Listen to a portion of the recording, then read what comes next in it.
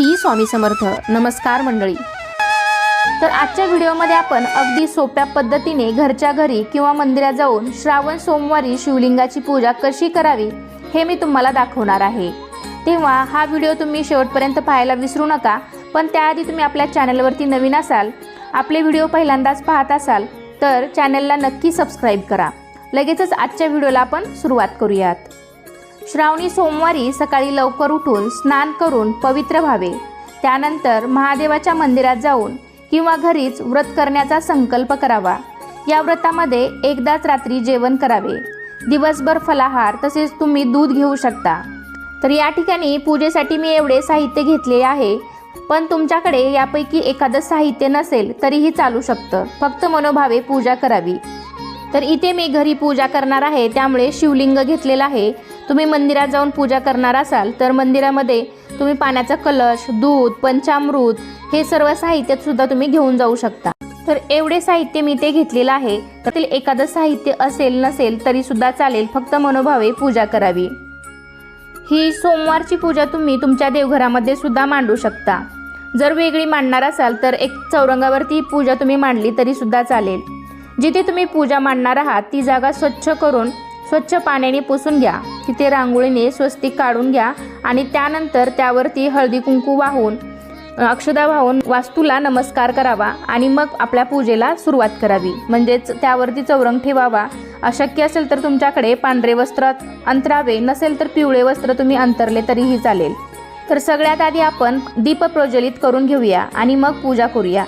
चौरंगावरती थोड्या अक्षदा ठेवून त्यावरती हळदी कुंकू वाहून तो आपल्याला दिवा प्रज्वलित करून घ्यायचा आहे आणि दिव्याची आपण पूजा करून घ्यायची आहे. कारण असं म्हणतात की आपली जी काही साधी भोळी पूजा आहे ती देवापर्यंत पोहोचवण्याचं काम दिवा हा करतो. त्यामुळे सर्वात प्रथम दिव्याची पूजा करून घ्यायची आहे. दीपपूजन झाल्यानंतर आपण आपले आराध्य दैवत श्री गणेशाची पूजा करायची आहे. गणेशाला सर्वात प्रथम पाण्याने अभिषेक करावा. त्यानंतर दुधाने किंवा पंचामृताने अभिषेक करावा. पुन्हा पाण्याने अभिषेक करून आपण श्री गणेशाची विधिवत पूजा करणार आहोत. वक्रतुंड महाकाय सूर्यकोटी समप्रभ निर्विघ्नं कुरु मे देव सर्व कार्येषु सर्वदा. तुमच्याकडे गणपतीची मूर्ती नसेल तर तुम्ही सुपारी घेतली तरीही चालेल. अभिषेक झाल्यानंतर मूर्ती स्वच्छ पुसून घ्यावी. त्यानंतर चौरंगावरती थोड्या अक्षता ठेवाव्यात. त्यावरती हळदी कुंकू व्हावे आणि त्यानंतर श्री गणेशाची स्थापना करावी. गणेशाला चंदन, हळदी कुंकू व्हावे, अक्षता व्हाव्यात. गणपतीला लाल फूल खूप प्रिय आहे. तुमच्याकडे लाल फूल असेल म्हणजे जास्वंदीचं फूल असेल, दुर्वा असतील तर त्या गणपती बाप्पांना व्हाव्यात. त्यानंतर निरंजन ओवाळावे, अगरबत्ती ओवाळावी आणि मनोभावे नमस्कार करावा. श्रावणी सोमवारी दिवसभर उपवास करावा आणि संध्याकाळी देवाला बेलपत्र वाहून उपवास सोडावा. दिवसा तुम्ही फळे खाऊ शकता, दूध घेऊ शकता. तर या दिवशी खऱ्या मनाने महादेवाची पूजा केल्यास आपल्या सर्व इच्छा पूर्ण होतात अशी मान्यता आहे. गणपती बाप्पांची स्थापना झाल्यानंतर आपण शिवलिंगाची पूजा करणार आहोत. तर त्यासाठी मी इथे एक तामण घेतलेलं आहे. तर तामण थोडंसं मी फुलांच्या साह्याने सजवून घेतलेलं आहे आणि त्यामध्ये आपण शिवलिंग ठेवून त्यावरती सर्वात प्रथम आपण जलाभिषेक करायचा आहे. जर तुमच्याकडे गंगाजल असेल तर पाण्यामध्ये थोडंसं गंगाजल मिक्स करून त्या पाण्याने सुद्धा तुम्ही अभिषेक करू शकता. शिवलिंगावरती अभिषेक करताना किंवा बेलपत्र वाहताना आपण ओम महाशिवाय सोमाय नमः किंवा ओम नमः शिवाय या सोप्या मंत्राचा जप सुद्धा तुम्ही करू शकता. जल अभिषेक झाल्यानंतर आपण दुधाने पुन्हा शिवलिंगावरती अभिषेक करायचा आहे किंवा मग पंचामृताने सुद्धा तुम्ही अभिषेक करू शकता. तुपाने अभिषेक करू शकता, मधाने अभिषेक करू शकता आणि पुन्हा शेवटी स्वच्छ पाण्याने अभिषेक करून आपण शिवलिंगाची स्थापना करणार आहोत. तुम्ही पांढऱ्या वस्त्रावरती सुद्धा शिवलिंगाची पूजा करू शकता. मी इथे एक तामण घेतलेला आहे. त्यामध्ये थोड्या अक्षदा ठेवून त्यावरती शिवलिंग ठेवलेलं आहे आणि शिवलिंगाला चंदन किंवा भस्म लावायचं आहे. शिवलिंगावरती हळदी कुंकू वाहू नये असं म्हणतात. त्यानंतर पांढरी वस्त्रमाळ आपण शिवलिंगाला अर्पण करणार आहोत. लक्षात ठेवा, हळदी कुंकू लावलेली वस्त्रमाळ आपल्याला शिवलिंगाला घालायची नाही. धोत्र्याचं फळ असेल तुमच्याकडे, फूल असेल, हे भगवान शिवांना खूप अतिप्रिय आहे. त्यामुळे तुमच्याकडे जर असेल तर तुम्ही या दिवशी नक्कीच व्हायचं आहे. तसेच रुद्राक्षाची माळ जर असेल तुमच्याकडं ती सुद्धा तुम्ही शिवलिंगावरती ठेवायची आहे. त्यानंतर महादेवाला अतिप्रिय असलेले बेलाचे पान शिवलिंगावरती व्हायचे आहे. 3, 5, 7, 11, 51, 108 अशा प्रकारचे बेलपत्र तुम्ही शिवलिंगावरती वाहू शकता।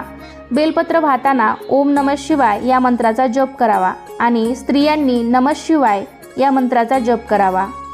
शिवलिंगाची संपूर्ण पूजा होईपर्यंत आपल्या मुखामध्ये ओम नमः शिवाय या मंत्राचा जप सतत चालू असावा।